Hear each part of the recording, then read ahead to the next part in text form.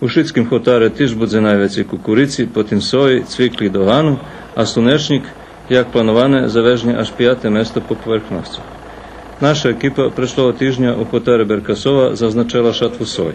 Випадок у нас найлепший, тот і вчасніший. Ага. Мой брат tu mal kolo mnje, mal oni Viktoriju polapeli i diži, jedno on to plaćam zelene. Як се ще ви знайшли за repроматеріал за тату шатву? Pa kupujem ja všetko. Većinom za žito njeba všetko, šace vežem, oni za šidu, za zadrugi. A hnoj većinom všetko kupim. To. Za kukuricu ja nigda ne dužni nič. В лоні дідо Владо по гольту достав 1,5 тонну сої і задовольніє з оглядом, що під час вегетації було мало дощу. Понеже ще навіє, що і 2014 буде сушний, дідо Владо би був задовольний, кед би і того року зазначив такий урожай.